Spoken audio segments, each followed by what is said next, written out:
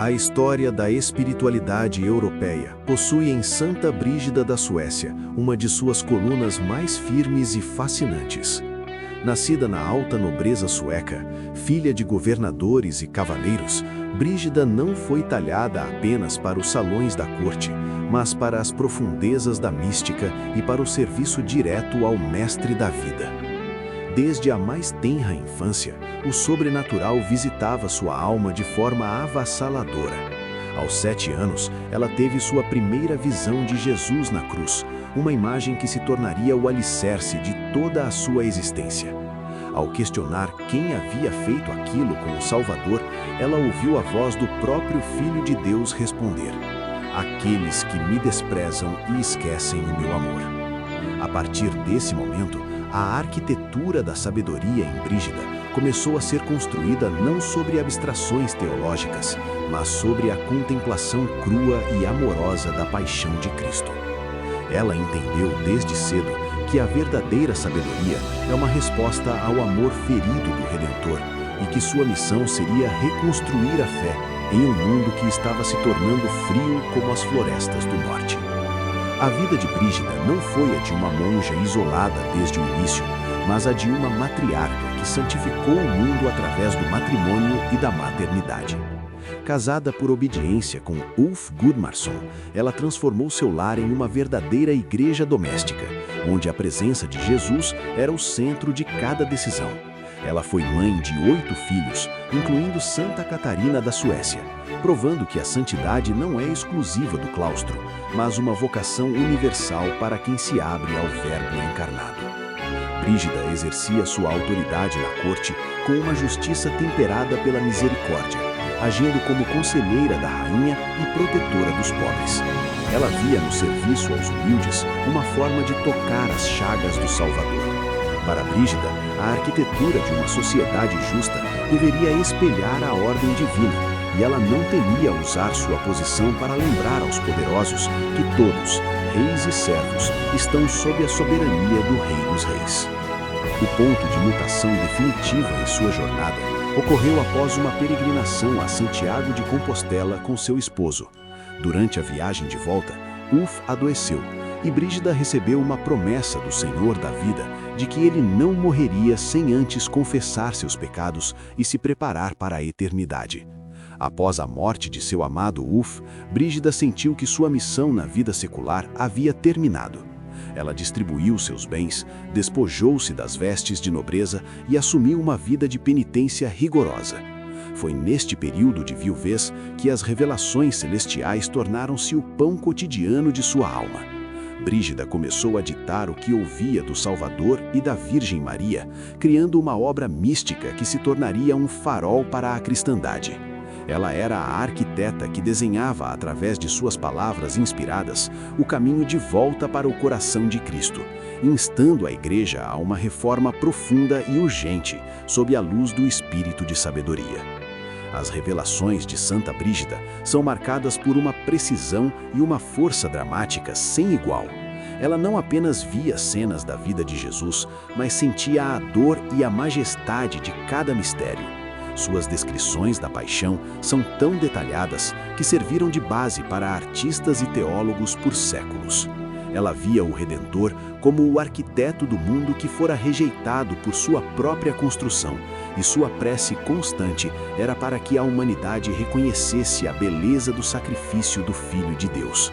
Brígida não era uma visionária passiva, ela era uma combatente da fé, que utilizava as mensagens do céu como armas contra o vício e a corrupção do clero. Ela via a Igreja como o edifício sagrado do Salvador que estava em ruínas e, com a autoridade de uma profetisa, clamava pela reconstrução dos alicerces sob a rocha da verdade de Cristo. Uma das maiores obras de sua arquitetura da sabedoria foi a fundação da Ordem do Santíssimo Salvador, as Brígidas.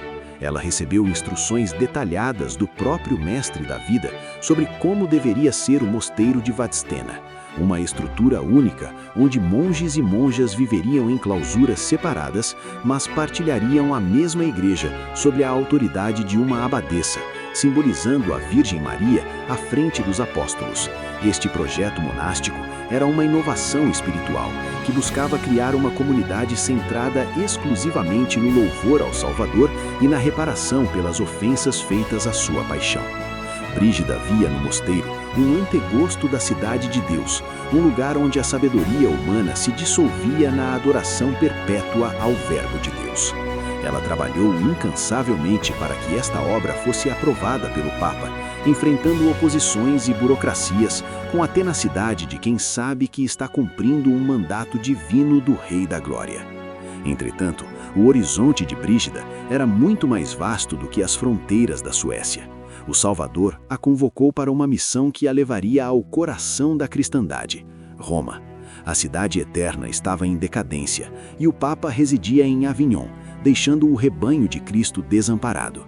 Brígida partiu para a Itália com o coração ardendo pelo desejo de ver o retorno do sucessor de Pedro à sua sede legítima. Ela via na ausência do Papa uma ferida na arquitetura da Igreja e, como uma nova Débora, ela enviou cartas e avisos proféticos a pontífices e soberanos, instando-os à paz e à obediência ao Filho de Deus. Sua presença em Roma era a de uma sentinela que não se calava diante da desordem. Ela caminhava pelas ruas da cidade, visitando igrejas em ruínas e santuários abandonados, vendo neles o reflexo da alma humana longe do seu Criador.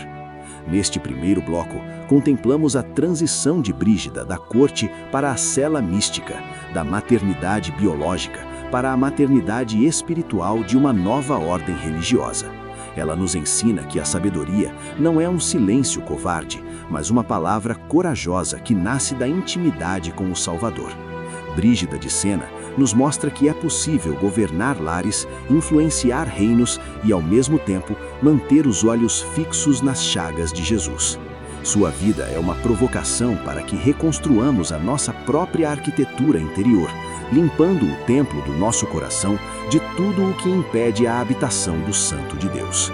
Ela nos convida a ser, como ela, buscadores da verdade, que não descansam enquanto o mundo não for incendiado pelo amor ao Redentor. A jornada de Brígida em Roma e suas peregrinações à Terra Santa ainda revelariam as camadas mais profundas de sua mística e o ápice de sua missão reformadora. O anjo da Suécia estava prestes a se tornar a consciência da Europa medieval, enfrentando pragas e guerras com o rosário na mão e a visão da cruz na mente.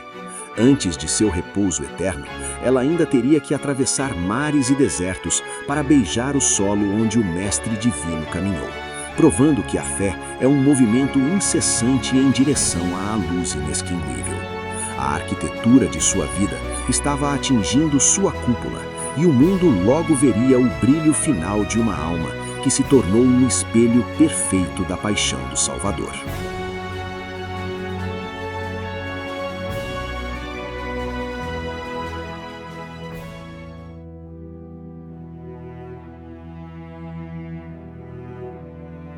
A permanência de Santa Brígida em Roma não foi um refúgio de paz, mas um longo e voluntário calvário em favor da unidade da Igreja. Por quase 2 décadas, a mística do norte viveu na cidade dos mártires, vendo-se como uma sentinela do Salvador em um território que parecia ter esquecido sua vocação sagrada. Roma, na ausência do Papa, era uma sombra de sua glória passada, assolada pela violência de facções e pela ruína espiritual. Brígida, contudo, via além das pedras caídas. Ela via a arquitetura invisível do reino que precisava ser restaurada. Em sua casa, na Piazza Farnese, ela recebia visões constantes onde o mestre da vida a instruía sobre a reforma dos costumes e a urgência do retorno do sucessor de Pedro. Ela não era apenas uma visionária, era uma arquiteta social que utilizava suas revelações como ferramentas de denúncia e exortação. Para Brígida, o silêncio diante do pecado era uma omissão imperdoável contra o amor do Redentor. Ela falava a príncipes e mendigos com a mesma autoridade, lembrando-os de que a verdadeira sabedoria é o temor a Deus e o reconhecimento da soberania de Jesus sobre a história humana. Apesar da idade avançada e da saúde debilitada, Brígida sentiu o chamado final do Verbo encarnado para a jornada mais perigosa de sua vida, a peregrinação à Terra Santa. Aos 70 anos, ela partiu de Roma em direção ao Oriente, cruzando mares e desertos em uma marcha de pura fé. Ela não viajava como uma turista do sagrado, mas como uma esposa que desejava beijar o solo onde seu amado havia sofrido e triunfado. Ao chegar em Jerusalém e Belém, a arquitetura da sabedoria em sua alma atingiu seu ápice místico. Foi nos lugares santos que o Salvador e a Virgem Maria lhe abriram as cortinas do templo. Brígida contemplou o nascimento de Jesus em Belém com uma precisão que mudaria para sempre a arte cristã, descrevendo a luz que emanava do menino como um brilho que eclipsava o sol. Mas foi no Calvário que sua alma foi verdadeiramente transpassada. Ela viu cada detalhe da paixão, sentindo o peso da cruz e o frio dos cravos, compreendendo que a reconstrução do mundo só é possível através do sacrifício amoroso do Filho de Deus. Essas revelações na Terra Santa foram o selo final de sua missão profética. Brígida entendeu que a inteligência humana, por mais brilhante que seja, é incapaz de abarcar o mistério do sofrimento divino sem a ajuda da graça. Ela via na paixão de Cristo a planta baixa de toda a realidade espiritual. Cada ferida do Salvador era para ela uma lição de metafísica e de amor. Ao retornar a Roma, ela trazia consigo não apenas lembranças, mas o fogo renovado de quem havia tocado a fonte da luz inextinguível. Ela continuou a ditar suas revelações, advertindo o mundo de que o tempo da misericórdia deve ser abraçado com urgência, antes que o juízo se manifeste. Brígida era a voz que gritava no deserto da indiferença europeia, clamando para que a humanidade voltasse seus olhos para o Santo de Deus. Sua vida era uma pregação constante sobre a necessidade de edificar a existência sobre a rocha da verdade, que é a própria pessoa de Jesus. O retorno definitivo a Roma marcou o início de seu crepúsculo terrestre. Brígida estava exausta, mas seu espírito ardia com uma intensidade seráfica. Ela via sua morte não como um fim, mas a cúpula final de sua construção espiritual. Em seu leito de dor, rodeada por sua filha Catarina e por seus fiéis secretários, ela continuava a oferecer seus sofrimentos pela reforma da igreja e pelo bem das almas. Brígida ensinava que a dor aceita por amor é a linguagem mais alta que uma criatura pode falar com seu Criador. No dia 23 de julho de 1373, a mística que veio do frio para incendiar o coração da cristandade entregou sua alma ao Pai das Luzes. Sua morte foi um evento de serenidade absoluta, o repouso de uma guerreira que havia combatido o bom combate sob a bandeira da cruz do Salvador.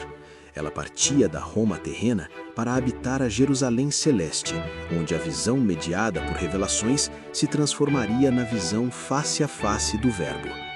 O legado de Santa Brígida da Suécia é um dos pilares da espiritualidade ocidental. Suas revelações, compiladas em 8 livros, serviram como bússola para místicos, papas e reformadores por séculos. Ela foi a arquiteta que desenhou a ponte entre o misticismo nórdico e a teologia latina, unindo a sensibilidade da paixão ao rigor da reforma eclesiástica. A ordem que ela fundou em Vadsten tornou-se um centro de cultura e espiritualidade que irradiou luz por todo o norte da Europa. Mas, acima de tudo, Brígida nos deixou a lição de que a sabedoria é uma força ativa que deve intervir na história.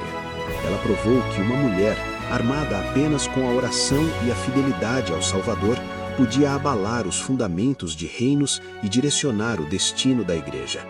Ela é a padroeira da Europa não por um título acadêmico, mas porque sua vida foi um esforço incessante de unificar o continente sob a autoridade do Príncipe da Paz. A canonização de Brígida, menos de 20 anos depois de sua morte, confirmou que sua voz era de fato o eco da voz do Espírito de Sabedoria. Suas profecias sobre o retorno do Papa a Roma cumpriram-se pouco tempo depois de sua partida, provando que o Mestre da Sabedoria fala através daqueles que têm a coragem de escutar. Brígida de Suécia permanece viva em cada alma que se detém diante do crucifixo para meditar no mistério do amor divino. Ela nos ensina que a nossa vida deve ser uma arquitetura da paixão, onde cada ato de serviço e cada palavra de verdade são pedras que constroem o reino de Cristo. Ela nos convida a sair da mornidão espiritual e a abraçar a radicalidade do Evangelho, reconhecendo que nada neste mundo tem valor se não estiver centrado no nome santo do Salvador. Hoje, ao contemplarmos a trajetória desta matriarca sueca, que se tornou a consciência de Roma, somos desafiados a reconstruir nossa própria fé com a mesma tenacidade e amor. Brígida nos mostra que a sabedoria não é um silêncio cômodo, mas uma palavra que cura ao mesmo tempo que fere o egoísmo humano. Ela é a arquiteta que nos guia através das tempestades da vida, apontando sempre para a luz que emana das chagas do Redentor. Brígida repousa na glória, mas sua intercessão continua a ser um escudo para todos os que buscam a verdade em meio à confusão do mundo. Que seu exemplo nos inspire a sermos nós também portadores da luz do Logos em nossa própria época, construindo uma sabedoria que não termina no túmulo, mas que nos conduz à glória eterna do reino de Deus. Ao encerrarmos este episódio da temporada 12, guardamos a imagem de Brígida como o anjo da Suécia que iluminou os caminhos da Europa. Ela foi o elo entre o norte e o sul, entre a terra e o céu, entre a inteligência humana e o mistério divino. Brígida agora contempla a arquitetura perfeita do universo no coração do Alfa e o Ômega. Que sua coragem nos encoraje e que suas visões nos ajudem a enxergar a presença do Mestre Divino em cada detalhe da nossa própria existência. Ela partiu em Roma, mas sua luz brilha de Vadsten a Jerusalém, lembrando-nos que a sabedoria é, em última instância, o encontro definitivo com aquele que é o caminho, a verdade e a vida, o Salvador da humanidade. A arquitetura de sua sabedoria é o nosso guia, e sua paixão por Cristo é o nosso destino final.